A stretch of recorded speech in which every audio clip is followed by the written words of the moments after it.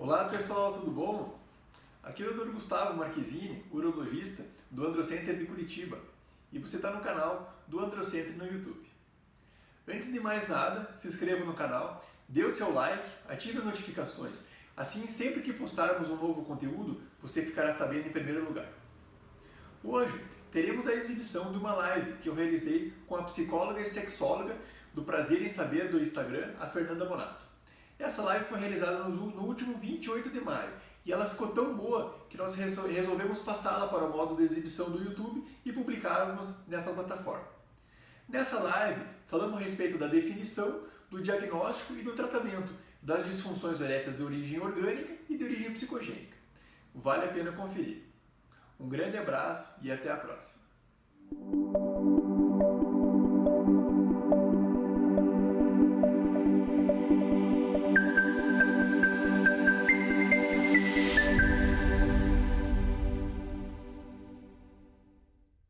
Então, hoje a gente vai falar sobre os diferentes tipos de tratamento que existem para disfunção erétil. E como eu estava falando, eu chamei o Dr. Gustavo, então vou apresentar para vocês o Gustavo.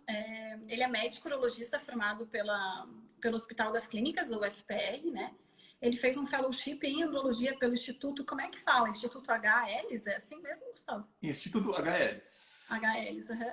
E ele é mestre em cirurgia, em clínica cirúrgica pela UFPR. Ele é médico do núcleo de andrologia do Serviço de Urologia do HC. E ele também trabalha no Androcenter, que é um centro aqui em Curitiba, especializado em disfunções sexuais masculinas e sexualidade masculina. Posso falar assim? Pode.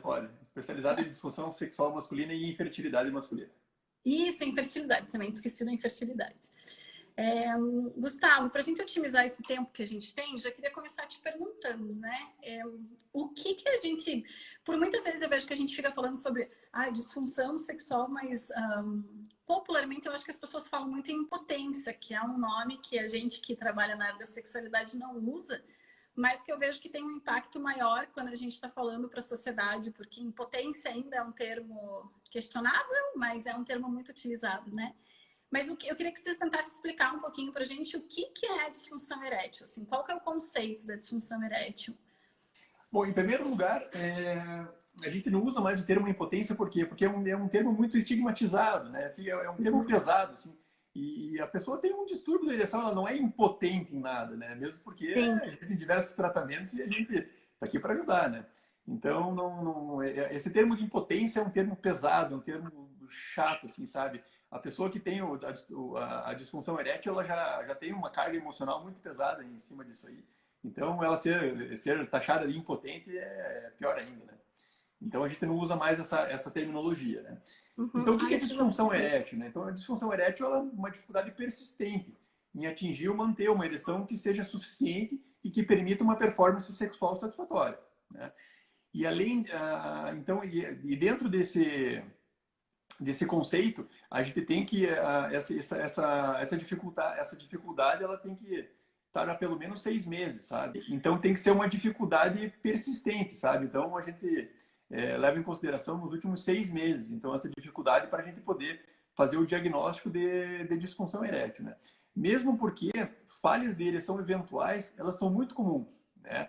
Ainda mais assim quando é uma relação sexual muito pesada, assim, do ponto de vista de ansiedade, ou então que a pessoa ainda tem uma imaturidade sexual, uma falta de intimidade, né? Então, ou então quando está iniciando novos relacionamentos, está com uma pessoa nova ali, né? Então está naquela expectativa de satisfazer a pessoa e isso aí acaba sendo uma carga emocional muito grande e a pessoa acaba falhando, né? Então, falhar eventualmente é uma coisa que é bastante normal, sabe? Então, essa é a definição da disfunção erétil.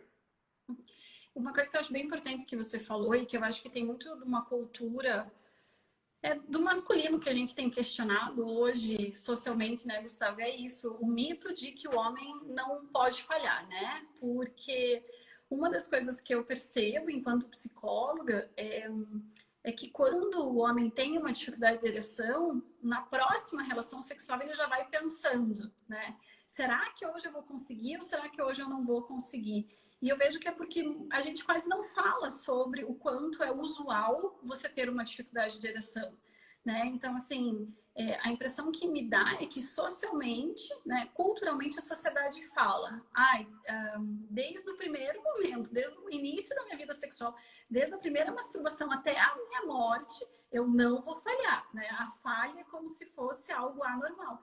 E eu acho que a gente precisava falar mais sobre isso, sobre o quanto é usual ter uma dificuldade de ereção mesmo. Então existe aquela ansiedade antecipatória, né? Então a pessoa que falhou uma vez, ela vai, é que nem aquele jogador que entra em campo achando que vai perder, né? Você já sabe o Aham, resultado, né? Então uhum, isso aí é uma coisa que afeta bastante. E isso do homem nunca vai falhar, isso não acontece. Assim, existem alguns dados que falam que 70% dos homens ao longo da vida vão sofrer algum tipo de disfunção, né? E uhum. na maior parte das vezes alguma disfunção psicogênica mesmo, né? Aham. E é importante, eu acho importante a gente falar sobre isso, né, Gustavo? Porque assim, a gente precisa começar a quebrar esse mito, né, de que nunca vai existir uma falha e ao mesmo tempo começar a falar sobre as diferentes fases da vida, porque é claro que a qualidade de uma ereção de um garoto de 16 anos é diferente de uma ereção de um senhor de 73 anos, né? E eu acho que muito pelo que a gente não fala socialmente, continua tendo esse mito de que eu sempre vou conseguir ter uma ereção, e sempre vai ser a mesma força da ereção, né? Então, um espaço como esse, muitas vezes, quebra mitos. E eu vejo que a sexualidade tem muito disso, né? A sexualidade, infelizmente, ela caminha repleta de mitos. Então, a gente falar que é usual o homem falhar é extremamente importante, porque não se fala sobre isso. E você até falou assim, nos 70% ontem, quando eu fui divulgar a live, eu fiz uma pergunta, falando, você já teve uma dificuldade de ereção ou esteve numa relação que um homem teve a dificuldade de ereção e só 19% falou que nunca tinha acontecido, né? Então, os outros 80% estavam falando, não, já tive. Então, poxa, se é tão normal, por que assusta tanto? Né? Porque assusta. Eu fico imaginando como deve ser, às vezes, no teu consultório, esses homens pedindo ajuda mesmo. Por favor, me ajude, porque teve, sei lá, 3, 4, 5 episódios e já acredita que está com disfunção erétil, né? Yeah. E é tudo a parte da antecipação, né? Então a pessoa fica já imaginando como é que vai ser o próximo relacionamento. E muitas vezes o que acontece? Um dos grandes inimigos dos relacionamentos é a grande quantidade de álcool, assim, sabe? Então às vezes Uhum, acontece da pessoa sair de uma balada, tal, beber um pouquinho demais, foi tentar ter uma relação e não funcionou, né? E aí o que uhum, acontece? Daí ela pega, ela leva aquilo para ela. Ela acha que já na próxima vez também já vai falhar, né? Ou então, por exemplo, tá no início de um novo relacionamento, está tentando impressionar a menina, acha que vai tentar dar o máximo de si, e chega lá na hora e fica tão nervoso que não uhum, consegue nada, né? E aquilo uhum, lá é uma carga emocional tão grande que para as próximas vezes ele vai levar junto consigo, né? Então, sim. então essa parte psicológica, e é assim, por isso que eu acho tão importante, assim, o urologista que lida com essa parte de disfunção sexual, ele tem que estar com uma equipe muito legal, assim, para poder desempenhar do modo geral, assim, sabe, a Uhum, medicina sexual do modo de excelência, assim, sabe? A gente, médico urologista, a gente não consegue, de forma alguma, tratar disfunção sexual de modo isolado, né? Por isso que é tão importante essa parceria com o psicólogo, com o psiquiatra, né? Mesmo com o endocrinologista, com o nutricionista, né?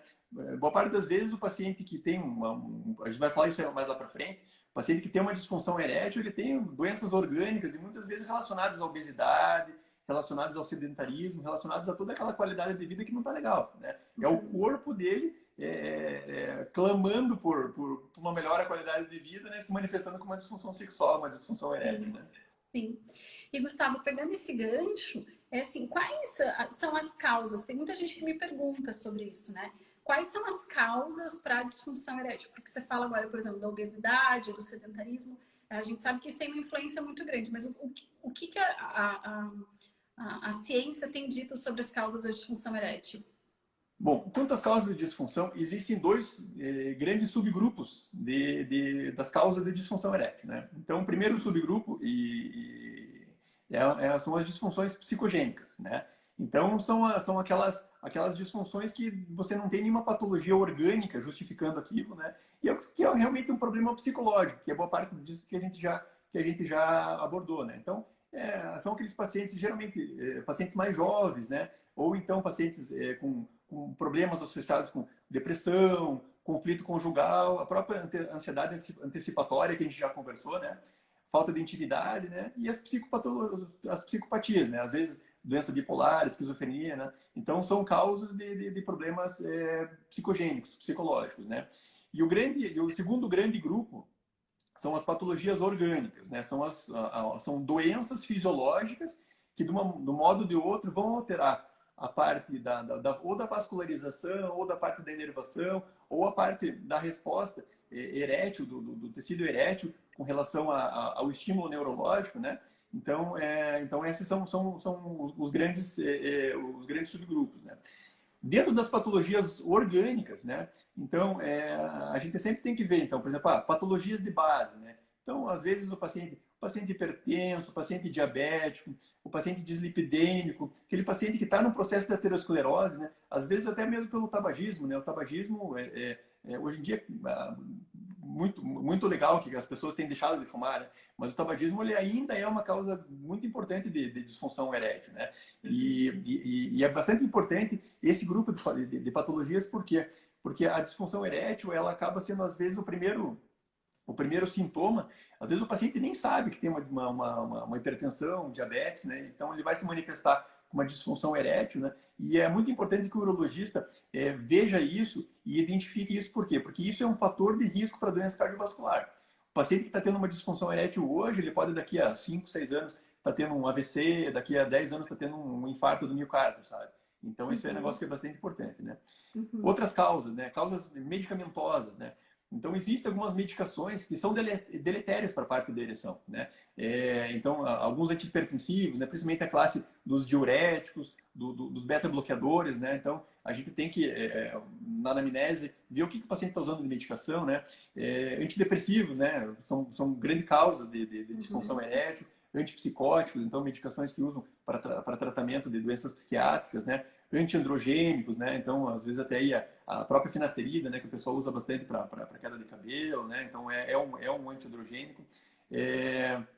Dentro das medicamentosas e das drogas, né? As drogas recreacionais, né? Cocaína, crack, então, isso aí acelera o metabolismo simpático e vai fazer com que o paciente perca a ereção ou ejacule mais rápido, né? E mesmo o excesso de álcool, né? O excesso de álcool ele também entra nessas drogas aí, né? Outras causas. Causas pós-cirurgias pélvicas, né? Então, por exemplo, aquelas cirurgias que o paciente fez lá uma prostatectomia radical para o tratamento de um câncer de próstata, uma cistectomia para o tratamento de um câncer de bexiga, ou então cirurgias pélvicas... Cistectomia retirada da... Cistectomia retirada da bexiga. Da bexiga, imaginei. E prostatectomia total, gente, é retirada da próstata total. Isso por causa do câncer, né? E mesmo cirurgias pélvicas extensas, né? Câncer de reto, né? Às vezes você tem que fazer uma cirurgia extensa para tirar o câncer. E essas cirurgias pélvicas, elas vão lesar os nervos responsáveis pela ereção. E lesando o nervo, você vai ter um fator orgânico, né? Então, o estímulo nervoso, né? Por mais que a pessoa tenha a vontade da ereção, esse estímulo nervoso não vai chegar até a região do genital, né? E isso acaba prejudicando. E mesmo a ereção reflexa, porque para o paciente ter aquela ereção reflexa, que é aquela ereção que depende do arco reflexo, então do estímulo do genital, vai até a medula libera o estímulo nervoso para ir para o pênis e para o pênis ter ereção, isso também fica prejudicado. Por quê? Porque os nervos estão todos prejudicados, né? Os nervos, eles frequentemente são lesados nesse tipo de cirurgia, né? E por último, as causas hormonais, né? Então, a testosterona baixa, alguns problemas com tireoide, doenças da própria hipófise, né? Então, existem os prolactinomas, que são tumores produtores de prolactina, essa hipófise é uma glândulazinha que tem na metade do cérebro, que comanda a nossa parte hormonal. E isso vai acabar prejudicando o eixo da testosterona e vai podendo levar também a uma disfunção erétil, né? Então, é isso aí. Patologia psicológica, né? Então, quando o paciente é mais jovem, quando o paciente tem alguma alteração psicológica. As patologias orgânicas, então, as doenças de base, as doenças relacionadas com a aterosclerose, medicamento, pós-cirurgia pélvica e distúrbio hormonal. Essas são as principais causas, Fer. Queria fazer um apontamento, te fazer uma pergunta. É interessante a gente, quando você fala isso, né, de quando a gente trabalha com sexualidade, a gente ter uma equipe por trás, porque às vezes eu vejo que o relato que alguém chega fazendo para um profissional ou para uma profissional é diferente para o outro, né? Esses dias eu recebi um paciente que chegou encaminhado por um urologista porque estava apresentando episódios de disfunção erétil e na consulta eu já comecei a perceber que existia um problema de relacionamento com a esposa, mas um problema muito sério.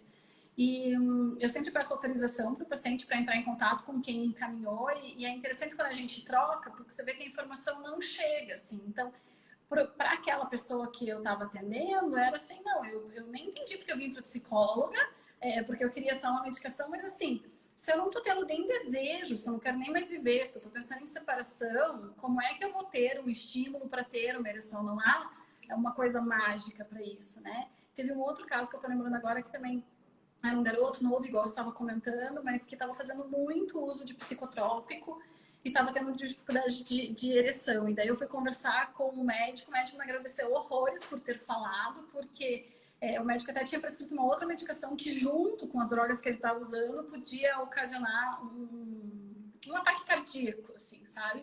Então, essa troca é muito importante. E quando a gente pensa nesses fatores psicogênicos, eu posso estar pensando, gente, em tantas coisas, assim.